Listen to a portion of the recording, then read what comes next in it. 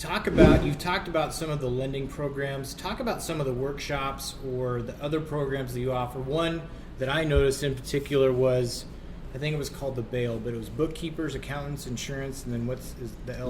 Legal.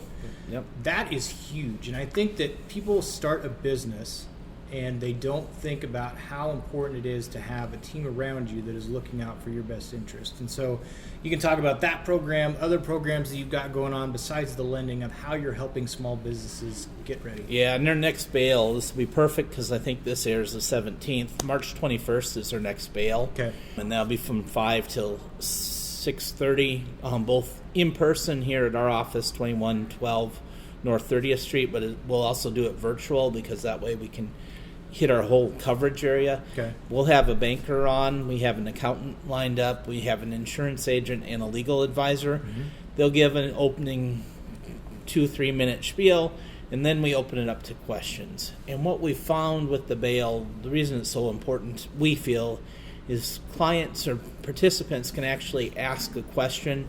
And there's some things that one perspective is good, but sometimes, especially legal and financial, they're not conflicting, but they feel like they're conflicting initially, but when you can hear both sides speak to it at the same time, it brings more clarity.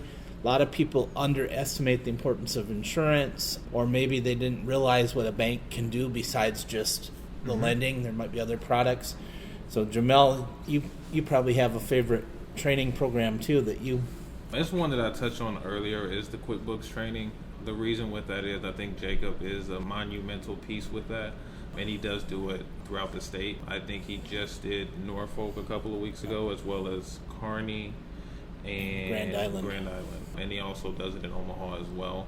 So having that one-day QuickBooks training, but then also him going above and beyond and offering a one-on-one aspect of it, to be able to go through specifics of that, because that helps our job as well, to be able to go through their projections over their financials to see how the business is doing, and then how can they thrive and prosper after that as well.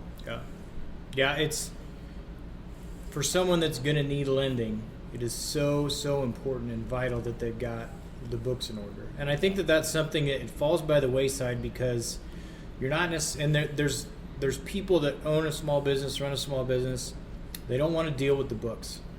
They want to deal, they want to grow the business, they want to work in their trade, they need to make money to keep the doors open, and actually how much profit they're making or revenue or whatever kind of falls by the wayside. So I think it's difficult making that shift from employee to owner. Oh yeah. Because like you said, a lot of time, especially in the trades, they understand the day-to-day work.